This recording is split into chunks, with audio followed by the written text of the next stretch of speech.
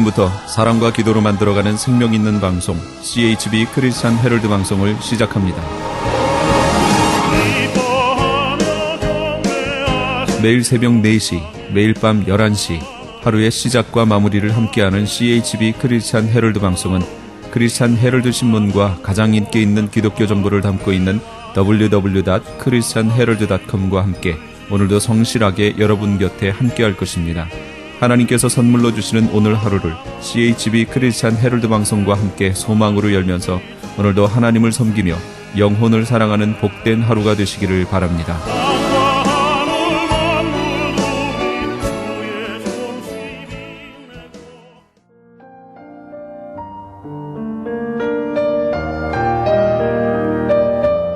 영혼의 쉼터.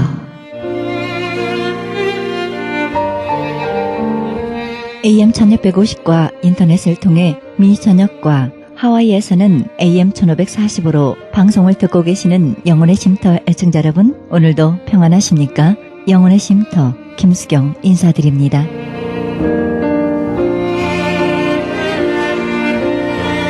예수께서는 인생을 살아가는 우리를 멍에를 메고 힘들게 살아가는 소에 비유하셨습니다. 유대 지방에는 암소와 숫소를 함께 짝지어 밭을 갈게 했다고 합니다. 암소 2마리는 힘이 약하고 숫소 2마리는 서로 자기 힘만 자랑합니다. 그런데 암소와 숫소를 짝지어 밭을 갈게 하면 숫소는 암소와 보조를 맞추어 당겨주고 끌어주며 밭을 잘 간다는 것입니다. 예수님께서는 이런 농사법을 배경으로 말씀하셨던 것 같습니다. 나의 멍에를 메고 내게 배우라.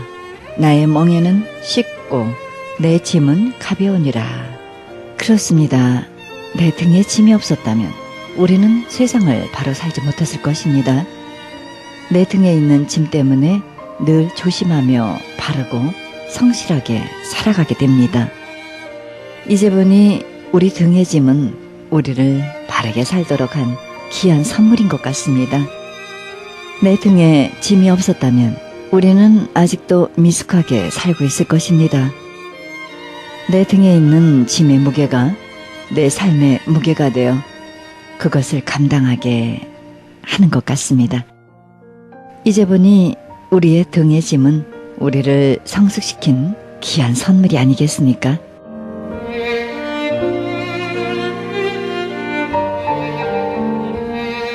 생명의 말씀 보내드립니다. 이 시간에는 로스앤젤레스 장로교회 황교영 목사님의 말씀 보내드립니다. 말씀은 창세기 12장 1절에서 4절입니다. 복의 근원이란 제목으로 말씀 전해주실 때 은혜의 시간 되시길 바랍니다. 아브라함의 후손 중에 복 중에 복인 사람이 태어나지요. 이 약속이 이루어지면서 내 후손이 잘 되리라 그랬는데 왕이 나오잖아요. 아브라함의 후손 중에 왕이 나오죠. 그러나 그 왕들은 실패했어요. 심지어 다윗도 실패했어요. 그래서 인간의 왕은 다 실패했는데 나중에 신약시대에 가서 왕 중에 왕이 나오시죠. 그게 바로 메시아 예수 그리스도. 그 예수 그리스도는 복 중에 복입니다. 갈라디아서 3장 16절에 보면은요, 이 약속들은 아브라함과 그 자손에게 말씀하신 것인데 여럿을 가리켜 그 자손들이라 하지 아니하시고 오직 하나를 가리켜 내 자손이라 하셨으니 곧 그리스도라. 아브라함의 자손 복수로 받지 않고 단수예요. 아브라함의 자손 그러면 12민족, 12아들들로 인한 그리고 12지파 이렇게 돼서 복수가 돼야 하는데 그게 아니라 단수예요. 그 약속의 자손. 그로 인해서 온 백성이 복을 받는다 했을 때 그 한 사람은 누구예요? 메시아 예수 그리스도라. 그래서 예수 그리스도를 통해서 복을 받는다. 그러므로 구약에 나온 아브라함은 앞으로 오실 메시아 예수님을 미리 보여주는 것입니다. 그러니까 구약의 모든 역사가 아브라함의 후손의 역사인데요. 사실은 그렇잖아요. 아브라함의 후손의 역사예요. 말라기 끝날 때까지 이스라엘 백성들이 아브라함의 후손이라고요. 그래서 이삭 보고는 너의 아버지 아브라함, 야곱 보고는 너의 아버지 이삭, 너의 할아버지 아브라함의 하나님 이렇게 말씀을 하고 요셉 보고는 뭐라고 그래요? 내 아버지 야곱의 하나님, 내 할아버지 이삭의 하나님, 내 증조 할아버지 아브라함의 하나님인 내가 너와 함께 하리라 약속하시는 거예요. 그래서 하나님의 구약의 역사는 육신의 혈통을 타서 태어난 아브라함의 후손들인데 그것이 신약시대 가서는 다 흩어져 버렸어요. 그럴 때 과연 누가 왕이 되어서 이 로마의 압정권으로부터 우리를 구원해 줄 수 있을까? 그게 소망이었는데 구약에 예언된 대로 메시아가 오셨다는 거죠. 근데 사람들은 정치적인 자유만, 정치적인 왕국만 바라보고 있었기 때문에 예수님이 오셔서 하나님의 나라가 이미 임하였느니라 하셨을 때 그 말 뜻을 깨닫지를 못하는 것이죠. 천국 복음에 대해서 그들은 깨닫지 못한 것인데 바로 복의 근원이 되는 사람, 구약시대는 아브라함이었어요. 복의 근원이었어요. 그러나 신약에 와서는 진짜 복의 근원은 예수 그리스도, 다윗의 후손 예수 그리스도. 그분이 복의 근원이 되셨다는 것은 우리를 깨닫고 신구약을 통틀어서 이렇게 이해하면서 믿음 생활하게 된 것입니다. 또 하나 아브라함에게 주신 약속은 3절에 나와 있는데요. 땅의 모든 족속이 너를 인하여 복을 얻을 것이니라 그랬습니다. 뭐라고 그러셨냐면 너를 축복하면 내가 축복하고 너를 저주하는 사람은 내가 저주하겠다. 아브라함이 복의 기준이 되는 것입니다. 그리고 과연 이스라엘 백성들은 하나님이 보호하셔서 이스라엘 백성들에게 호의적인 사람은 축복해 주셨고 이스라엘 백성 적대시하는 자는 하나님이 징벌하셨습니다. 그건 단 이스라엘 백성들이 하나님께 충성하고 하나님의 말씀을 지킬 때 그렇게 되었습니다. 그러다가 그들이 하나님을 버리고 이방신을 섬기고 우상을 숭배할 때 하나님이 선지자들을 보내서 자꾸 경고의 말씀을 주셨지만 끝내 듣지 아니할 때에 하나님은 결국은 이스라엘은 아수르에게 망하게 하시고 유대 나라는 바벨론에게 망하게 하셔서 포로 생활을 70년을 하게 하신 것입니다. 원래 하나님의 의도는 아담에게 주신 의도도 축복입니다.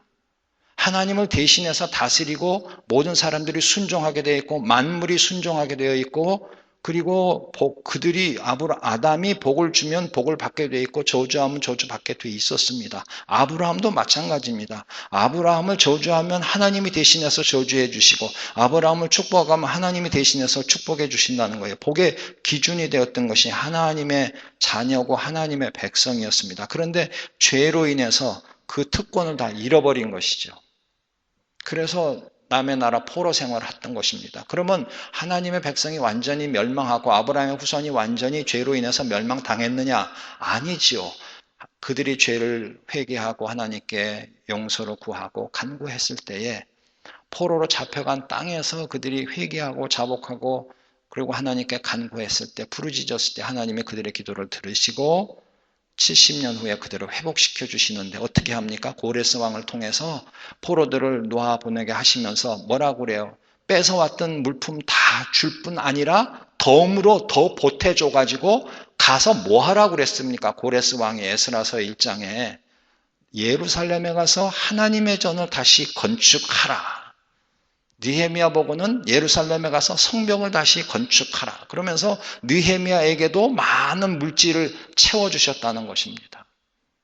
그래서 그들은 다시 돌아와서 성전을 짓고 성벽을 다시 세웠습니다. 그런데 그 성전과 그 성벽도 다 허물어졌어요. 예수님 당시에는 그것마저 다 없었고 헤롯이 세운 성전 하나 있었는데 그것은 전혀 하나님을 믿지 아니하는 사람들이 세상의 영광을 나타내는 것이었지요. 그래서 예수님께서 뭐라고 그러십니까? 이 성전을 헐라 사흘 만에 내가 성전을 짓겠다. 더 이상 솔로몬의 성전도 아니고 스룹바벨이 돌아와서 다시 지은 성전도 아니고 헤롯이 정치적인 물질을 나타내는 그런 이방신을 섬기는 그런 성전도 아니고 이제는 건축물이 아니고 장소가 아니라 영으로 예배를 드리는데 예수님 안에서 영을 예배를 드리는 것이다. 그러면서 그동안은 아브라함이 축복의 기준, 이스라엘 백성이 축복의 기준이었지만 더 이상 어떤 개인이나 어떤 민족이 축복의 기준이 아니다 그 말이에요. 그러면 누가 축복의 기준이에요? 메시아 예수 그리스도가 축복의 기준이다. 너를 인하여 복을 얻을 것이라 한 말이 이제 아브라함에게 한 말이었지만 구약에서는 신약에 와서는 예수 그리스도를 통해서 복을 얻게 되는 것이고 예수 그리스도가 축복과 저주의 기준이 되신 것입니다. 어떻게 해요? 십자가에 죽으신 예수 그리스도를 영접하면 죄사함을 받고 복을 받게 되고 새 생명을 얻게 되지만 그 십자가의 주님을 거부하면 그러면 결국은 구원이 없는 것이지요. 가만히 내버려둬도 저주받고 영원한 멸망에 이르게 되는 것입니다. 그런데 여기 중요한 것은 너를 인하여라는 말입니다. 너를 인하여. 이 말이요, 한국말 번역에는 너를 인하여 그렇게 되어 있고요. NIV 영어 성경에는 through you, 너를 통해서 복을 받는다 그랬는데 사실 이 히브리어 원 뜻에 보면 in you가 더 정확합니다. 내 안에서 복을 받는다. 이 참 어려운 말이에요. 어떻게 아브라함 안에서 복을 받습니까? 아브라함의 씨는 아브라함 몸속에 있다가 사라를 통해서 아들이 났으니까 아브라함 몸을 통해서 후손이 생겼으니까 자식들이 그 의미인가 육적으로 생물학적으로 그렇게 생각할 수 있겠지요. 어느 정도는 그 말이 맞아요. 다 아브라함의 피를 혈통을 타고 태어난 사람들이니까 다 그 말이 그럴듯해 보여. DNA를 다 가지고 태어난 것이죠. 그러나 그런 육체적인 생물학적인 세상적인 의미가 아니라 하나님이 복 주신 그 사람, 그 안에서 하나님이 역사하시는 그 안에서 복을 받게 된다는 것입니다. 이것이 신약의 예수 그리스도에게 와가지고는 확실하게 깨닫게 되는 것이죠. 어떻게 해요? 예수 그리스도가 내가 너 안에 너가 내 안에 있으면 있잖아요. 내 안에 거하라. 너희가 내 안에 내가 너희 안에 있으면 이 사람은 과실을 많이 맺나니 구원받을 뿐만 아니라 열매 맺는 삶을 살게 되는 것이죠. 그래서 예수님 안에 거하는 사람은 복을 받게 되는 것이고 구원을 받게 되는 것이고 영원한 생명을 얻게 되는 것이고 천국 백성이 되는 것이고 하나님의 자녀가 되는 것이고 이 땅에 사는 동안에 귀한 열매를 맺게 된다는 것입니다. 마지막에 하나님 앞에 섰을 때에는 영원한 상급을 받게 되는 것이죠. 그래서 여기서 아브라함 안에서 너희들이 복을 받을 것이다. 땅의 모든 족속이 아브라함 안에서 복을 받을 것이다. 니고데모가 어떻게 거듭날 수 있습니까? 어머니 태에서 이미 나온 사람이 어머니 태 속으로 다시 들어갑니까? 아브라함 속이라고 그랬으니까 어떻게 해서라도 아브라함 혈통으로 들어가야 되겠다. 그 뜻이 아니고요. 예수 그리스도 안에서 복받게 될 것을 미리 보여주신 거예요. 이스라엘이란 한 민족은 하나의 샘플 케이스였단 말이에요. 앞으로는 육신의 혈통의 이스라엘 민족이 아니라 예수 그리스도의 보혈로 맺어진 영적인 혈통의 자녀들이 이와 같이 예수 그리스도 안에서 복받게 될 것이라는 것입니다. 아브라함 가문에 있었던 자들이 복받았던 것처럼 예수 그리스도 안에 있는 자들이 예수 그리스도의 가문 안에서 복을 받고 그 예수 그리스도를 통해서 천하 만민이 다 복을 받게 될 것이라고 축복을 약속하고 있는 것입니다. 그래서 우리도 복을 받게 된 것입니다. 어디 조선 땅에 남존 여비가 그렇게 철두철미하고 양반과 상놈의 구분이 그렇게 철두철미했던 나라에서 어떻게 그렇게 구원의 역사가 새사슬이 다 끊어지고 구원의 역사가 일어날 수 있어요? 오직 예수 그리스도의 복음으로 인해서 그렇게 된 것이죠. 그러기 위해서 선교사님들은 수없는 피를 뿌리게 된 것이죠. 우리는 그래서 축복을 받은 것입니다. 그러면 이제 어떻게 돼야 돼요? 우리 자신을 한번 살펴보십시다. 아브라함은 복의 근원이 되었고 예수님도 복의 근원이 되셨고 아브라함을 인해서 땅의 모든 족속이 복을 받았고 예수님을 인해서 땅의 모든 족속이 복을 받아서 우리도 복을 받았는데 우리는 앞으로 어떻게 살아야 되느냐 그 말입니다. 우리도 아브라함처럼 예수님처럼 복의 근원이 되는 사람이 돼야 한다는 것입니다. 우리가 먼저 복을 받아야 합니다. 돈 많이 벌고 높은 지위에 올라가고 자식들이 세상적으로 잘 되고 그 얘기가 아니고요. 정말로 하나님이 택하신 자들, 하나님이 작정하시고 복을 주기로 하신 사람들이 되어야 한다는 것입니다. 그래서 누가 봐도 저 사람은 예수 믿고 복 받았네 라고 말할 수 있는 사람들이 되자는 것입니다. 우리가 복을 받아야 합니다. 어떻게 복을 받습니까? 예수님 안에 있으면 복을 받게 되어 있습니다. 어떻게 복을 받습니까? 하나님의 계명을 지키면 복을 쏟아 부어 주시겠다고 약속하셨습니다. 그러므로 우리는 복을 받는 삶이 되어야 합니다. 그 다음에 아브라함을 인하여 땅의 모든 족속의 복을 받았고 예수님을 통해서 땅의 모든 족속의 복을 받았으니 우리를 통해서도 땅의 모든 족속의 복을 받아야 하지 않겠습니까? 하나님이 왜 복을 주셨어요? 나만 잘 살라고? 내 가족만 잘 살라고? 우리 교회만 잘 되라고? 아니지 않아요. 하나님이 우리에게 복을 주신 것은 우리가 복의 통로가 되어야 한다는 것입니다. 우리가 예수님 안에 거함으로 복을 받았던 것처럼 다른 사람들도 예수님 안에 거하면서 복을 받을 수 있도록 우리가 그런 역할을 해야 한다는 것입니다. 나를 인하여 다른 사람들이 복을 받을 수 있게 해 주어야 한다는 것입니다.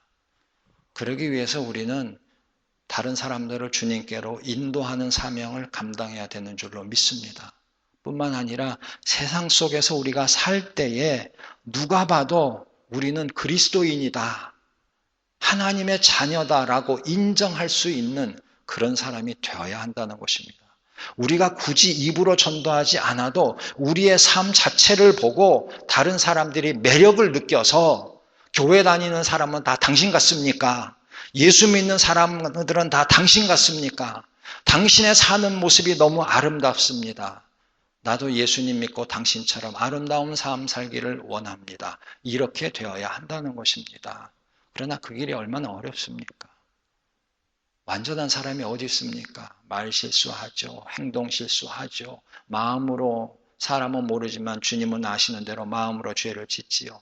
얼마나 우리는 부족한 것이 많습니까? 그러나 우리의 중심이 주님을 향하면 주님께서 우리의 실수와 허물에도 불구하고 우리를 사용하셔서 그와 같이 우리를 인하여 복을 받는 사람들이 생겨날 수 있도록 축복해 주신다는 사실을 기억해야 합니다. 꼭 우리가 한 가지 해야 할 것이 있습니다. 그것이 무엇입니까? 아브라함이 했던 것처럼 해야 합니다. 아브라함은 복을 받았고 아브라함으로 인하여 복을 다른 사람들이 받았는데 그러기 위해서 어떻게 했습니까? 하나님이 아브라함 보고 어떻게 하라고 하셨습니까? 다시 1절로 돌아갑니다. 여러분들 1절 말씀 기억하세요? 1절 보세요. 다 같이 1절만 읽습니다. 시작. 여호와께서 아브라함에게 이르시되 너는 너의 본토 친척 아비 집을 떠나 내가 내게 지시할 땅으로 가라. 그래서 아브라함은 떠났습니다. 아브라함은 떠났습니다. 우리도 떠나야 합니다. 히브리서 11장 8절에는 뭐라고 그럽니까? 믿음으로 아브라함은 부르심을 받았을 때 순종하여 장래 기업으로 받을 땅에 나갈새 갈 바를 알지 못하고 나갔으며 그래서 믿음의 조상이 되었습니다.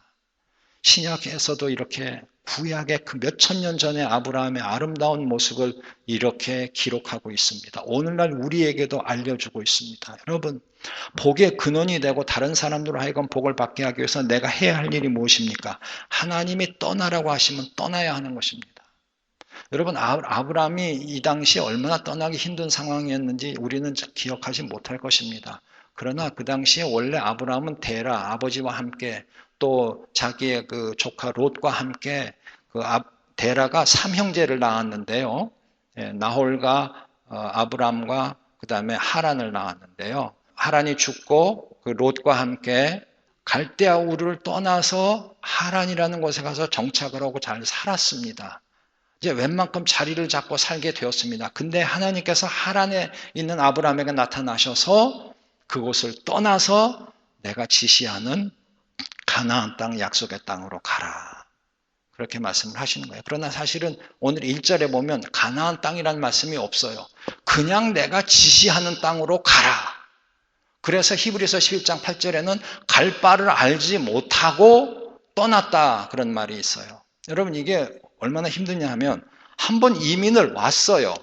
그래서 정착을 했습니다. 자식도 낳고 물론 아브라함은 그때 자식이 없었지만 그러나 자기 형제들은 다 자식을 낳고 사업을 꾸렸단 말이에요. 그들은 목축업을 했던 농사를 지었던 웬만큼 사업이 기반이 잡히고 생계 유지가 되고 정착을 하고 친숙해져서 살고 있었는데 또다시 이민길을 떠나라고 하는 것입니다. 그것도 어디로 언제 어떻게 가야 하는지 정확하게 가르쳐 주시지 않았다는 것입니다.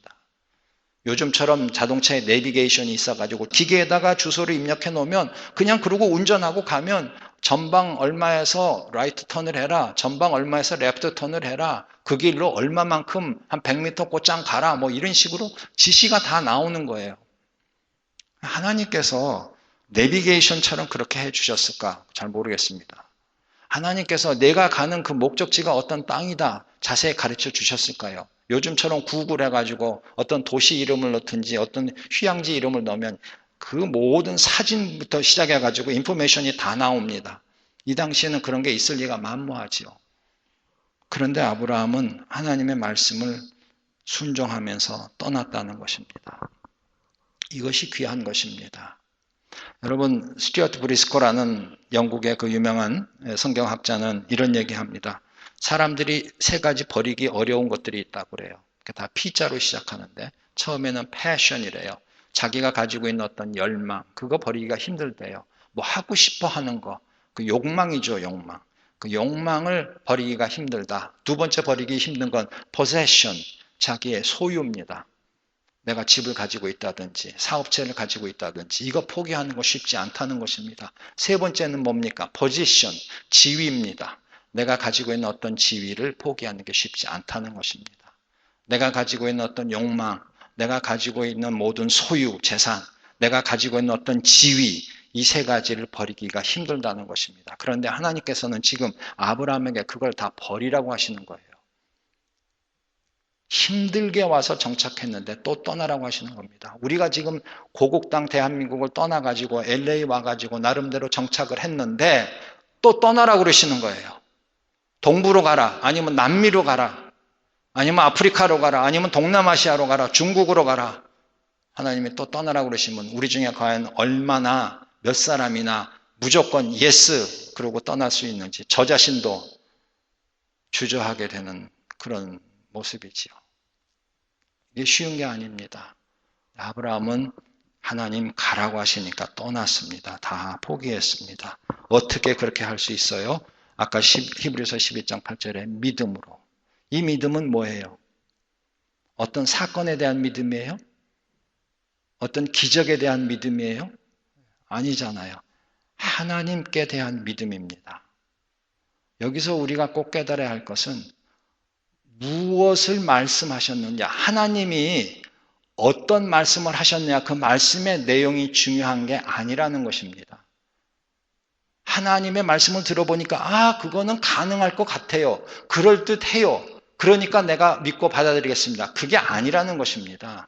하나님의 하신 말씀 내용이 전혀 믿을 수가 없는 거예요. 내 이성으로는 납득할 수가 없는 거예요. 그럴지라도 무엇을 말씀하셨을지라도 누가 말씀하셨느냐, 이게 중요하다는 것입니다.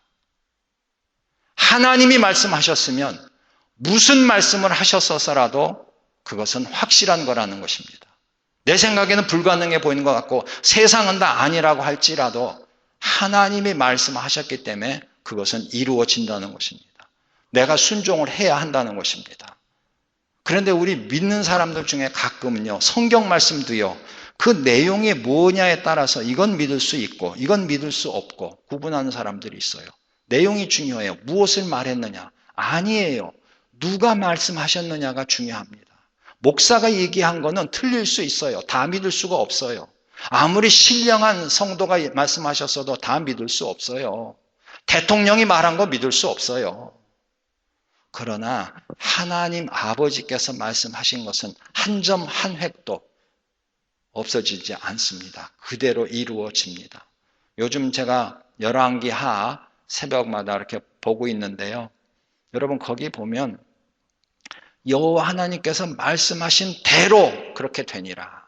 아합의 집에 여호와께서 엘리야를 통해서 하신 말씀대로 이루어지니라. 하나님 말씀하신 대로 그대로 이루어지니라. 그런 말이 여러 번 나오고 있습니다. 여러분, 하나님의 말씀은 결코 땅에 떨어지지 않습니다. 다 이루어집니다. 아브라함은 그 신앙을 가지고 있었어요. 하나님을 신뢰하는 것입니다.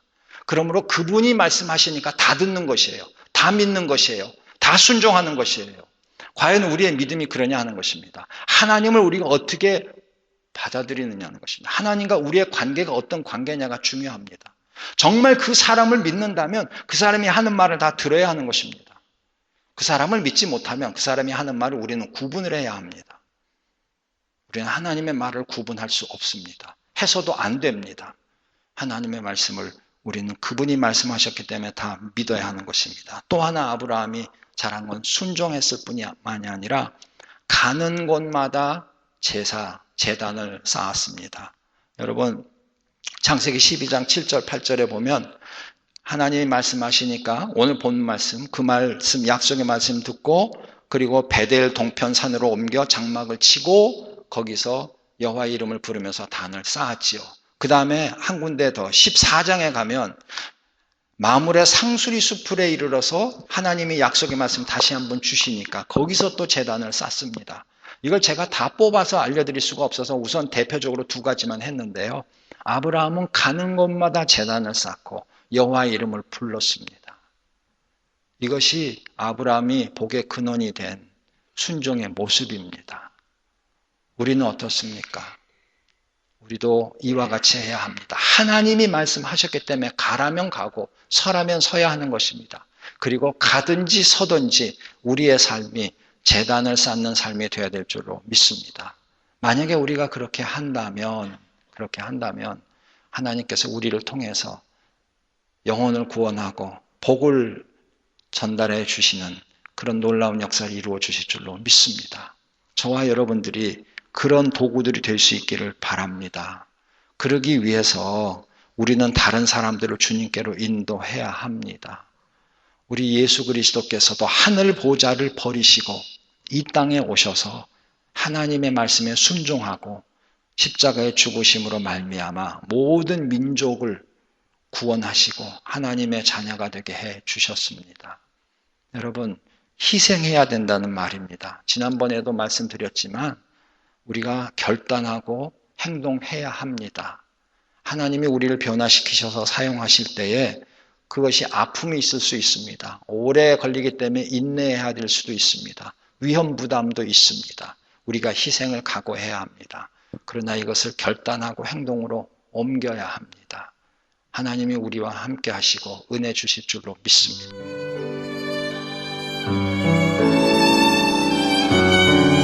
지금까지 로스앤젤레스 장로교회 황교영 목사님의 말씀 들으셨습니다. 로스앤젤레스 장로교회는 5750 웨스트 올림픽 블루버드 올림픽과 라브레아 사이에 위치하고 있습니다. 신앙상담이나 좀 더 자세한 안내를 원하시는 분은 전화 323-954-8846 323지역 954-8846번으로 연락주시기 바랍니다.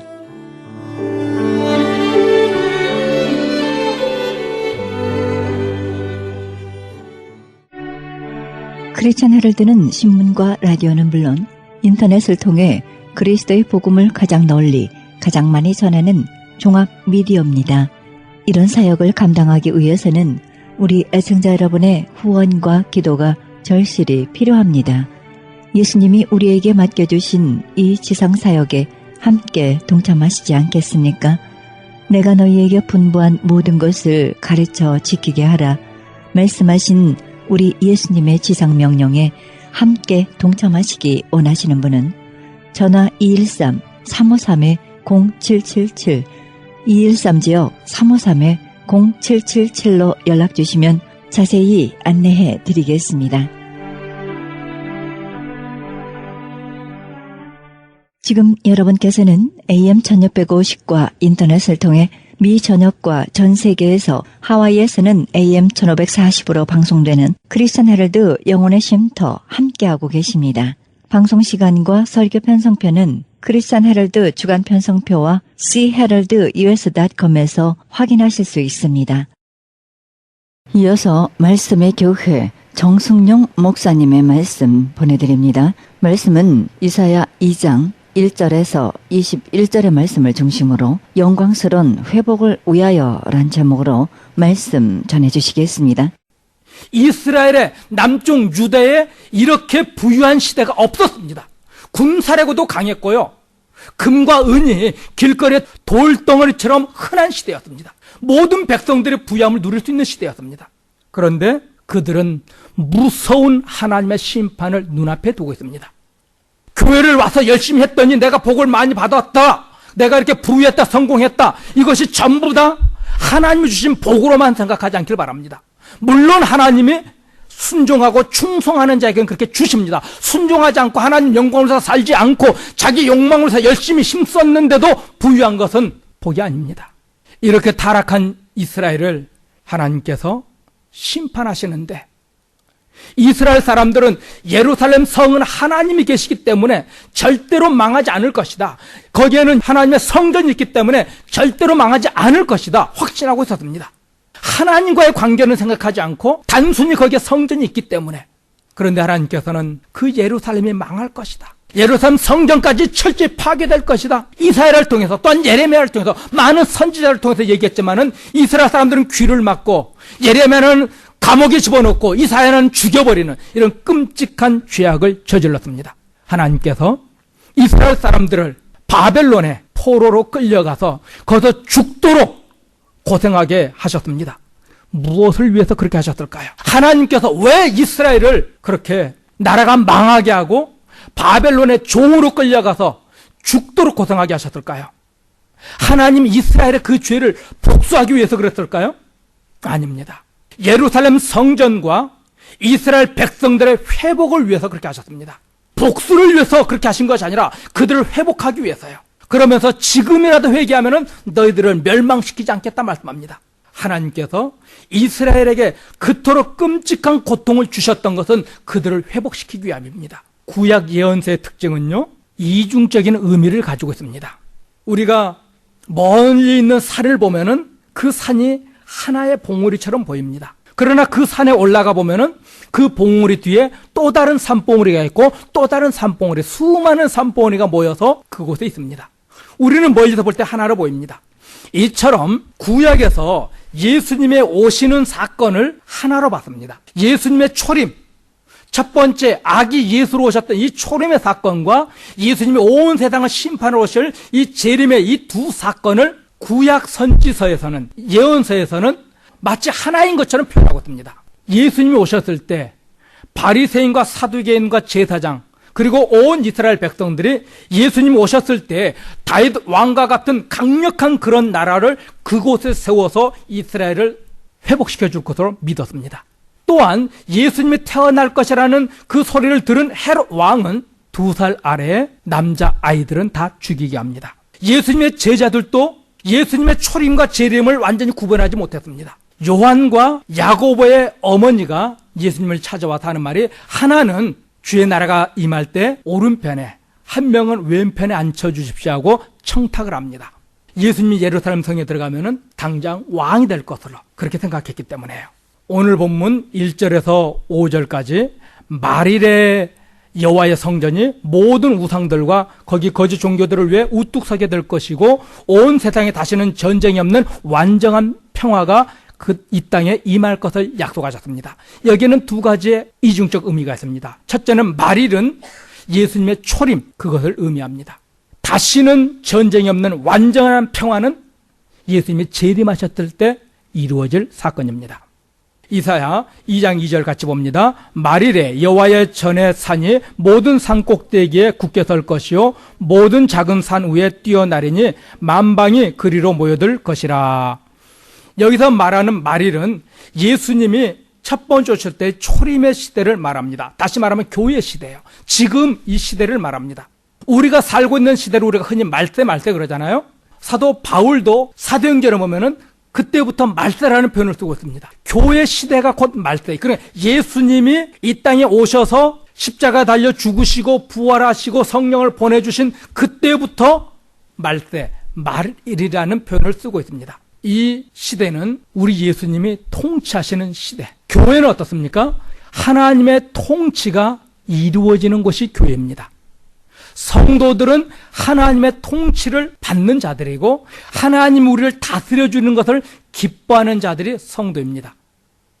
그런데 하나님의 다스림을 기뻐하지 못하고 하나님의 통치하심을 기뻐하지 못하고 자기 마음대로 자기 열망대로 살고 있다고 한다면 진정한 의미에서 성도라 표현할 수 없습니다. 그러나 4절에서는 그가 열방 사이에 판단하시며 많은 백성을 판결하시리니 무리가 그 칼을 쳐서 보습을 만들고 그 창을 쳐서 낯을 만들 것이며 이 나라와 저 나라가 다시는 칼을 들고 서로 치지 아니하며 다시는 전쟁을 연습지 아니하리라. 세상의 모든 전쟁이 그치고 완전한 참평화가 올 것이다 말합니다. 언제요? 재림의 때. 우리 예수님이 재림하시면 그렇게 됩니다. 다시는 전쟁이 없고 완전한 평화, 완전한 기쁨, 감격스러운 삶이 예수님이 재림하신 이후에 이루어질 겁니다. 왜 그런가 하면은 이 말씀이 예수님의 첫 번째 오셨을 때 그 초림의 사건으로 봐버리면은 문제가 생기는 게 예수님이 마태복음 24장의 재림의 징조로 세계 각처에 전쟁 있을 것이다 말씀했습니다. 예수님이 오신 이후로 오늘 이 순간까지 세계 각처에서는 전쟁은 그치지 않고 있습니다. 그러므로 4절의 말씀은 예수님이 재림하셨을 때 이후의 사건을 말씀합니다. 이사야는 이처럼 두 가지의 사건을 한 가지처럼 표현합니다. 성경을 볼 때 특별히 말세에 대해서는 그 눈을 열고 볼 수 있는 지혜가 필요합니다. 다시 1절부터 5절로 돌아갑니다. 하나님의 통치가 예루살렘에서 시작돼서 온 세상을 회복시킬 것을 말씀합니다. 우리 주 예수 그리스도께서 오셔서 온 세상의 왕으로 오셔서 직접 통치하고 온 세상 이방 나라들을 구원하실 것을 약속합니다. 그래서 성경학자들은 이사야서를 제5복음서라 표현합니다. 마태, 마가, 누가, 요한이 4복음서라 말하잖아요. 4복음서 플러스 하나를 합니까? 5복음서가 되는데 이 이사야서를 5복음서라 말합니다. 그만큼 이사야는 예수 그리스도의 사역, 이방인에 대한 구원에 대해서 자세히 가장 많은 분량을 우리에게 말씀하고 있기 때문입니다. 다니엘서 2장에 보면은 느부갓네살 왕의 꿈이 나옵니다. 느부갓네살 왕이 하루는 꿈을 꾸고 나서 자기 신하들을 다 불러 모으고 자기가 이상한 꿈을 꿨는데 그 꿈을 해석해라 말합니다. 신하들이 그 꿈의 내용을 얘기해달라 말합니다. 그러니까 이 느부갓네살 왕이 참 괴팍하죠. 그 꿈을 얘기해 주지 않습니다. 꿈도 얘기해 주지 않으면서 꿈의 내용이 무엇인지 알아맞히고 그 꿈을 해몽해 오라. 안 그러면 너희 다 죽여버리겠다 그럽니다. 거기에 유대에서 포로로 끌려온 다니엘과 사드락과 메섹과 아벳느고도 거기 있었습니다. 이 꿈을 해석하지 못하면 죽게 됩니다. 그래서 다니엘이 자기 세 친구에게 이런 일이 있으니까는 기도하자. 하나님께 기도하자 하고 기도할 때 그날 밤에 하나님께서 다니엘에게 찾아오셔서 그 꿈의 내용이 무엇인지를 말씀해주고 그 꿈을 해몽해 줍니다. 느부갓네살 왕이 꿈꾼 것은 큰 신상이, 거대한 우상이 하나 서 있는데 머리는 금, 가슴과 팔은 은, 배와 허벅지는 놋, 다리는 철과 흙으로 섞여 있는 것을 보게 됩니다. 그런데 사람이 들고 있지 않는 공중에 돌덩이 하나가 떠 있습니다. 그 돌덩어리가 갑자기 그 큰 우상의 발을 치기 시작합니다. 한 번에 쳐버리니까는 철과 흙으로 섞였던 그 발이 부서지고 우상이 땅에 자빠집니다. 그리고 나서 다시 보니까는 그 돌들이 온 세상에 가득하였더라 그렇게 표현하고 있습니다. 이 말은 첫 번째 머리는 느부갓네살 왕이 통치하고 있는 바벨론이었고 두 번째 이 가슴과 넓적다리 은은 그 이후에 있을 바벨론을 멸망시킨 바사와 메대를 의미하고 있고 배와 허벅다리 놋으로 되어 있는 이 나라는 그리스 헬라를 말하고 있고 마지막 다리에 철과 흙으로 되어 있는 나라는 로마를 상징합니다. 그들 후에 뜨인 돌이신 우리 주 예수 그리스도께 오셔서 온 세상에 충만하잖아요. 하나님의 구원의 백성이 온 세상에 충만하고 우리 주님께서 온 세상을 직접 통치하시는 그 꿈을 보여줬고 다니엘은 그 꿈을 하나님이 해석해 준 그 꿈을 느부갓네살 왕에게 전해주고 있습니다.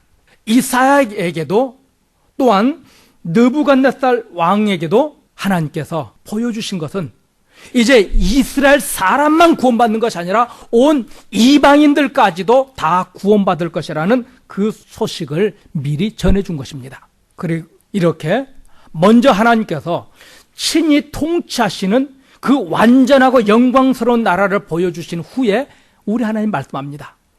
너희들의 죄를 회개하라. 이렇게 멋지고 아름답고 완전한 세상을 보여주시면서 너희들의 죄를 회개하라. 지금은 그들의 죄로 이스라엘 나라가 망하게 되고 그들의 포로로 끌려가게 되겠지만은 하나님께서는 이스라엘을 회복시켜서 우리 주님이 친히 통치하시는 그런 아름다운 나라를 보여주시면서 회개하라는 겁니다. 그들을 징계하시면서 그들을 회복한 후에 온 세상이 하나님의 나라로 회복되어지는 그것을 보여주고 계십니다. 하나님이 하시는 말씀이 하나님의 법이 강물처럼 흐르는 나라, 정직이, 정의가 살아있는 나라, 서로 돕는 나라, 우상을 버리고 인간의 사약한 탐욕을 버리고 가난한 이웃과 불쌍한 이웃을 돌보며 하나님의 자녀답게 살라, 그 영광의 나라를 보면서 이렇게 살라, 우리 주님이 말씀한 겁니다. 그런데도 이스라엘 백성은 회개하지 않고 주께로 돌아오지 않았습니다. 더럽고 추악한 죄악을 우리 하나님께서 다 폭로했는데도 그들은 돌아오지 않습니다. 나라까지 망하게 했는데도 돌아오지 않습니다. 성도 여러분, 하나님께서 왜 이스라엘을, 나라를 망하게 하십니까? 왜 그들을 망하게 하십니까? 그들을 새로운 나라로 세우시기 위함입니다. 또한 이방인들을 구원하시기 위해서 이스라엘을 먼저 무너뜨리셨습니다. 이사야를 보면서 이 사실을 놓치면 안 됩니다. 그리스도를 통한 회복을 위해서 이스라엘을 망하게 하셨습니다. 이방인들을 구원하시기 위해서 이스라엘을 망하게 하셨습니다. 6절 봅니다. 주께서 주의 백성 야곱 족속을 버리셨으면 그들에게 동방 풍속이 가득하며 그들이 블레셋 사람같이 술객이 되어 이방인으로 더불어 손을 잡아 언약하였음이라. 여기서는 뭐라 합니까? 이스라엘을 버리셨던 이유가 그들이 여호와 하나님을 버렸기 때문이라 말합니다. 하나님께서 모세를 통해서 이스라엘 백성들에게 율법을 주셨습니다. 오늘 이사야 시대와 무려 700년의 간격이 있습니다. 또한 이사야 시대부터 예수님의 그 죽으심의 사건 또한 약 700년의 간격이 있습니다. 모세를 통해서 율법을 받은 이스라엘 백성들이 700년 동안 끊임없이 죄를 지었습니다. 하나님께서는 무려 700년을 참으셨습니다. 끊임없이 하나님을 배반하고 우상 숭배하니까는 하나님께서 그들의 죄를 한 번에 끊어버리시고 그들을 단 한 번에 회복시키기 위해서 이스라엘을 망하게 하신 겁니다. 하나님께서 이스라엘을 온 세상을 구원하는 구원의 도구, 제사장 나라로 세우셨는데 그렇게 살지 않으니까요, 하나님께서 그들을 치셨습니다. 하나님이 친히 온 세상을 구원하시려고요. 이스라엘 사람들은 하나님이 먼저 온 세상을 구원하는 이 제사장 나라로 구원하는 그런 직분을 주셨는데 마치 자기들이 잘나서 구원받은 것처럼 교만해 있었습니다. 그들에게 주신 사명도 감당하지 않고 있습니다. 오히려 끔찍한 죄, 우상 숭배의 죄, 자기들이 섬기는 그 신을 얼만큼 사랑한다는 그 사랑을 보이기 위해서 아들을, 딸을 불 속에 집어던져서 태워 죽이는 이런 죄악을 범하고 있었습니다. 이런 이스라엘을 회복시키기 위해서 또 온 세상을 구원하시기 위해서 하나님께서는 이스라엘을 바벨론의 포로로 보내신 겁니다. 6절부터 9절에 보면은 하나님은 이스라엘을 버리시고 그들을 완전히 망하게 한 것 같으나 그들을 회복시킨 모습을 보여주고 있습니다. 이스라엘은 하나님을 버리고 하나님이 있어야 될 그 자리에 우상과 동방의 풍습들을 채워 넣었습니다. 하나님을 찾지도 않았고 오히려 점쟁이를 찾아다녔습니다. 무당들을 찾아다녔습니다. 물질의 풍요로움을 찾아서 하나님을 버려버렸습니다. 이스라엘은 어느 나라와 전쟁을 해도 지지 않을 만큼 충분한 군사력도 갖췄습니다. 부유함도 있었습니다. 그러니까 하나님을 버렸습니다. 이렇게 교만한 이스라엘, 하나님을 세상 것 때문에 버려버린 이스라엘에게 무서운 한날을 준비하셨습니다. 12절에 대저 만군의 여호와의 한날이 모든 교만한 자와 거만한 자와 자고한 자에게 임하여 그들로 낮아지게 하고, 하나님께서 한 날을 택하셨다 합니다. 스스로 교만해진 그들을 낮추시기 위해서요. 13절과 16절 봅니다. 또 레바논의 높고 높은 모든 백향목과 바산의 모든 상수리 나무와 모든 높은 망대와 견고한 성벽과 다시스의 모든 배와 모든 아름다운 조각물에 임하리니. 여호와의 심판의 날에 임하면 어떻습니까? 이스라엘 백성들이 그렇게 자랑하던 그 모든 것을 다 쓸어버리겠다 합니다. 그들이 의지했던 모든 것을 다 태워버리고 없애버리겠다 말합니다. 18절 이하에 보면은 이스라엘은 이 심판의 날이 임하면 그들이 의지하였던 모든 것을 다 집어 던질 것이라 말합니다. 그것들이 하나님의 심판에서 보호할 수 없기 때문에요. 구원할 수 없기 때문에. 오늘날 많은 성도들이 자기를 구원할 수 없는 그 허망한 것 때문에 하나님을 찾지 않습니다. 자기에게 구원을 줄 수 없는 그 썩어 없어질 것 때문에 하나님 앞에 불순종하며 범죄합니다. 그래서 하나님께서 그것을 불어버리고 쓸어버리겠다 말씀하고 있습니다. 하나님의 심판의 날이 임하면 죄인들은 토굴 속에 숨어 들어가서 이 무서운 심판을 피해보려고 할 것입니다. 그러나 이 심판을 피할 자는 아무도 없습니다. 하나님께서 온 세상을 심판하시고 쓸어버리신 후에 17절에 보면은 그날에 자고한 자는 굴복되며 교만한 자는 낮아지고 여호와께서 홀로 높임을 받으실 것이요. 하나님의 영광을 하나님께서 스스로 높이는 모습을 보여주고 있습니다. 어떤 방법을 통해서요? 타락한 자들을 심판하는데 그들을 완전히 멸망시키는 것이 아니라 그들에게 큰 고통을 줘서 하나님께로 돌아와 온전히 하나님만을 경배하고 하나님의 자녀답게 살게 하는 이런 회복을 통해서 하나님이 높임을 받으실 것을 말씀합니다. 사랑하는 성도 여러분, 오늘 왜 교회에 나오셨습니까? 영광의 하나님을 예배하고 오늘 예배 가운데 임하시는 우리 주님의 그 은혜를 체험하고 우리 주님의 말씀을 듣고 그 들은 말씀에 순종하고자 나오셨습니까? 그 목적으로 나와야 합니다. 성령의 도우심으로 온 세상에 하나님의 다스림에 충만하는 그 시대를 꿈꾸며 나왔습니까? 우리 주님의 다스림이, 우리 주님이 거룩해 하심의 그 뜻에 우리가 순종하려는 그런 목적으로 나왔습니까? 그것이 필요합니다. 내가 오늘 예배를 드리면은 하나님 내게 복을 주시겠지, 내게 건강 주시겠지, 내 삶의 터전을 넓혀주시겠지, 이런 얄팍한 목적이 아니라 이렇게 구원할 수 없는 이 썩어 없어질 것 때문에 하나님 찾는 것이 아니라 전능하신 하나님 그분을 찾아 나오시기 바랍니다. 그럴 때 하나님께서 우리를 회복시켜 주실 줄로 믿습니다. 인생이 고난 중에 있습니까? 혹 하나님 앞에 해결하지 못한 죄의 문제는 없습니까? 때로는 하나님께서 우리를 회복시키기 위해서 더 나은 자리로 가게 하시기 위해서 우리를 들의 꽃처럼 들의 풀처럼 광야에 내몰 때가 있습니다. 미워서가 아니라 너무나 사랑하니까 사랑하는 자녀의 그 모습을 회복시키기 위해서 거친 풍랑 속에 우리를 내모실 때가 있습니다. 죽이기 위함이 아니라 우리의 완전함을 회복시켜서 하나님의 거룩함을 찬양하기 위해서요. 혹 불신앙 때문에 고난당합니까? 오히려 감사하시기 바랍니다. 그 고난이 우리를 회복시키는 겁니다. 우리의 눈물이 우리를 회복시키는 겁니다. 사랑하는 성도 여러분, 우리의 죄, 우리의 불순종, 우리의 무능함, 어리석음을 놓고 통에 자복하며 우시기 바랍니다. 우리 예수님께서 그 눈물과 함께 우리의 죄악들을 씻어주시고 용서해주시고 회복시켜줄 줄로 믿습니다. 정말 멋지고 아름다운 성도의 모습으로 회복시키기 위해서 오늘 여러분을 울게 하실 수 있고 탄식하게 할 수 있고 오늘 실패하고 좌절하고 아파하게 하실 수 있습니다. 결코 우리는 지지 않습니다. 우리 예수님 우리와 함께 있기 때문에 우리는 결코 망한 자가 아니고 진 자가 아니고 까지 끝난 자들이 아닙니다. 우리는 하나님의 은혜로 새로워질 것이고 새로운 피조물로서 하나님의 놀라운 영광을 온 세상 사람들 앞에 드러낼 위대한 하나님의 자녀들입니다. 지금 하나님께서 우리 성도님들을 소금의 인생으로 만들어갑니다. 빛의 인생으로 만들고 있습니다. 향기나는 그리스도인들을 만들고 계십니다. 지금 우리의 심령에 하나님께서 그리스도의 말씀을 새기고 계십니다. 무엇으로도 지워지지 않는 우리 주님의 말씀을 우리 심령, 우리 양심에 쓰고 계십니다. 세상에 하나님의 편지로 살라고요. 이처럼 하나님께서는 이스라엘 사람들을 회복시키기 위해서 수고하시고 일하셨듯이 오늘 저와 여러분을 회복시키기 위해서 이 시대를 회복시키기 위해서 때로는 듣기 싫고 아프고 세상 사람들이 귀 기울이지 않고 귀를 막고 오히려 우리를 향해서 미쳤다고 할 수 있는 그런 죄를 지적하는 이런 아픈 사명을 감당하게 하시지만은 그것을 통해서 세상을 회복시키고 그 사람들을 회복시키고 궁극적으로 나를 회복시키는 이런 거룩한 역사를 이루어 가시는 줄로 믿습니다. 그러므로 우리의 사명은 세상의 소금이고 빛입니다. 세상에 향기 나는 성도의 삶이고요. 우리의 삶을 통해서 사람들에게 하나님의 사랑을, 하나님의 공의를 선포하는 위대한 사명을 주셨습니다.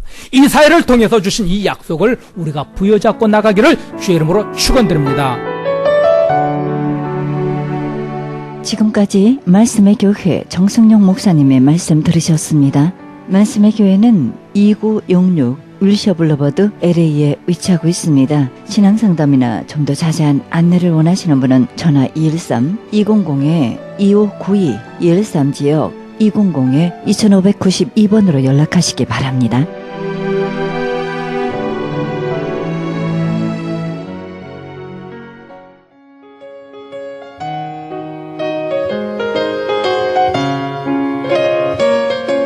창간 37주년을 바라보는 크리스찬 헤럴드가 새로운 역사의 미주 한인 111주년 기념하여 미주 한인 영감을 만들고 있습니다. 한인 이민 111주년 기념 미주 한인 교계 연감을 발간하여 역사적인 소중한 자료와 기념비적인 연감을 만들어 1.5세, 2세 우리 후손들에게 자신있게 계승하려고 합니다. 이 연감은 미국은 물론 한국국립중앙도서관과 국회도서관을 비롯하여 언론사, 각 신학교 도서관에 비치하도록 할 계획입니다. 정보화 시대에 발맞추어 모바일, 스마트폰, 앱을 개발하여 역사적인 기록과 유익하게 사용될 좋은 작품을 만들겠습니다. 귀교회에서 미주 한인 연감에 적극 동참해 주시기를 바랍니다. 신청 문의는 전화 213-353-0777, 213지역 353-0777로 연락하시기 바랍니다.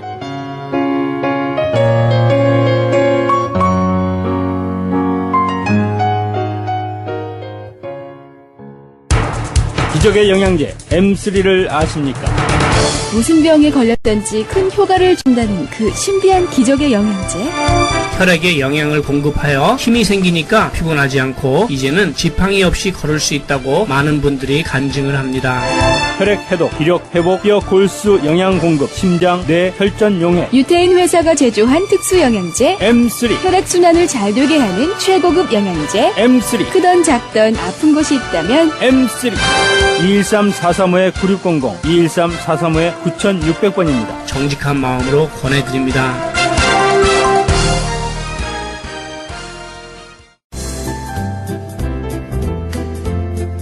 CHB 건강 칼럼. 건강하게 오래 살기 위해서는 필수적으로 혈액이 건강하게 깨끗해야 한다는 것은 거의 모든 분들의 상식에 해당되는 이야기입니다. 그렇지만 어떻게 하면 혈액을 깨끗하게 만들 수 있는지에 대해서는 전혀 생소한 이야기일 수도 있습니다. 많은 분들이 혈액순환용으로 혈압약과 어린이 아스피린을 복용하시지만 그것은 건강한 혈액을 만들어주는 것이 아니라 뭉쳐져 있는 어혈을 잠시 동안 녹여주는 효과를 줍니다. 아마도 녹여주면서 미세한 모세혈관도 같이 녹여주므로 뇌출혈의 위험이 더 높다고 할 수 있습니다. 뇌출혈은 아주 무서운 병입니다. 한번 걸리면 회복이 거의 불가능한 병인데 그 원인은 혈액에 있습니다. 감마 나이프라는 수술로 머리를 열지 않고 하는 최첨단 수술도 있지만 이 또한 혈액을 건강하게 만드는 것은 아니므로 계속해서 재발되는 것은 불보듯이 잔인한 일입니다. 심장 질환들도 어혈이 많이 생겨서 관상동맥이 막히게 되고 이로 인하여 가슴을 열고 막힌 부분을 잘라내고 고무 튜브로 다시 연결하여 혈액 흐름을 도와주는 수술, 이 또한 몇 년이 지나면 고무 튜브를 교환하는 수술을 또 받아야 합니다. 혈액이 탁하여 생기는 가장 큰 병으로 각종 암을 생각할 수 있습니다. 생명보험 가입할 때 피를 뽑아서 가입 여부를 결정하는 것만 보아도 혈액은 각종 암들과 직접적인 영향이 있습니다. 혈액의 적혈구와 백혈구가 일주일 간격으로 죽어 없어지고 다 새로 생기는 반복적인 작업이 멈추었을 때 혈액이 어혈로 변하고 그 어혈이 각종 암들을 만들어내게 됩니다. 암을 방사선 치료로 고치려고 하면 혈소판이라는 것이 파괴되어서 더 큰 낭패를 보게 됩니다. 어떠한 암에 걸렸더라도 건강한 혈액만 만들어준다면 큰 수술 또는 방사선의 치료 없이 완치될 수 있습니다. 그 밖에도 혈액에 깊이 관련된 당뇨병, 고혈압 등등도 건강한 혈액만 만들어준다면 걸리지 않고 걸렸더라도 쉽게 완치될 수 있습니다. 그럼 어떻게 하면 건강한 혈액을 만들 수 있는지 말씀드리겠습니다. 자, 그럼 건강한 혈액을 만들어서 뇌출혈, 심장질환, 혈액투석, 당뇨병, 고혈압, 저혈압, 수많은 암들을 예방 또는 완치할 수 있는 방법을 말씀드리겠습니다. 우리 몸은 신기하게도 영양분만 잘 공급되면 백혈구와 적혈구는 3일과 7일 만에 죽었다가 살아나는 작용을 반복합니다. 이때를 잘 맞추어서 좋은 영양제를 먹고 기적적인 삶을 살아가시는 분들이 실제적으로 많이 있습니다. 빠르게는 3일 만에 또는 일주일 만에 큰 효과를 보았습니다. 무슨 병에 걸렸든지 큰 효과를 줄 수 있는 신비한 기적의 영양제 M3, 유태인 특수 영양제 M3를 권해드립니다. 무료 건강 상담과 기적의 영양제 M3에 관한 문의는 2213-435-9600번 2213-435-9600입니다. 감사합니다.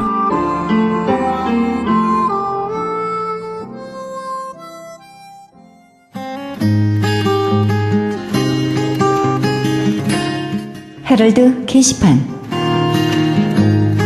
나성 세계로 교회에서는 직장인을 위한 예배가 매주 목요일 정오 12시에 있습니다. 장소는 300 사우스 호발트입니다. 자세한 안내는 전화 213-219-9229, 213지역 219-9229번입니다. 가나선교에서는 중국에 있는 불쌍한 조선족과 탈북자 고아돕기 후원자 모집합니다. 문의 전화는 909-816-3457, 909지역 816-3457번. 장우상 목사님께 문의하시기 바랍니다. 실로암 선교치유센터에서는 매주 목요일 1시 영육간에 치유사역합니다. 좀 더 자세한 안내는 전화 323-998-7064, 323지역 998-7064번으로 문의하시기 바랍니다. 크리스찬 헤럴드에서는 미주 한인 이민 110주년 기념 미주 한인 교계 연감을 발행합니다. 한인 이민 교회와 크리스찬 관련 기관, 신학교 등의 모든 정보를 아름다운 장정으로 만들어져 교계 역사가 총집합된 유익한 영감이 될 것입니다. 그리고 스마트 앱으로 개발됩니다. 믿음의 기업들의 많은 참여를 바랍니다. 자세한 안내는 전화 213-353-0777, 213지역 353-0777로 하시기 바랍니다.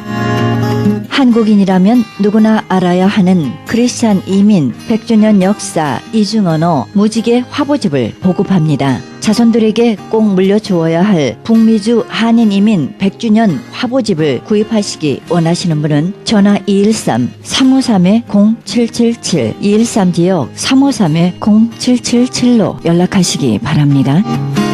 크리스찬 헤럴드에서는 그리스도의 복음을 가장 널리, 가장 많이 전하는 신문입니다. 여러분 개인 한 구자 10불의 참여로 북미주와 온 세계의 문서를 통한 선교가 진행되고 있습니다. 문서 선교의 깃발을 높이 들고 선교에 동참하시기 원하시는 분은 전화 213-353-0777, 213지역 353-0777 크리스찬 헤럴드로 문의하시기 바랍니다. 지금까지 헤럴드 게시판 안내였습니다.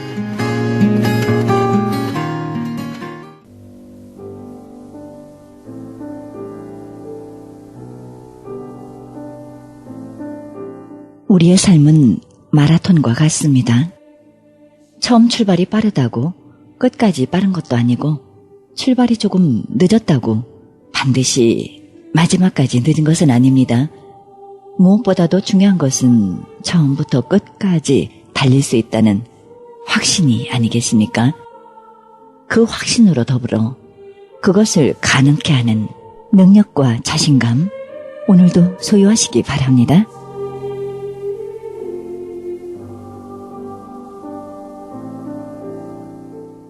이 방송은 먹는 음이온 PM 포뮬러, 효과적으로 소문난 내처 영양제 센터와 이민법을 전문으로 하는 김한주 변호사 제공입니다.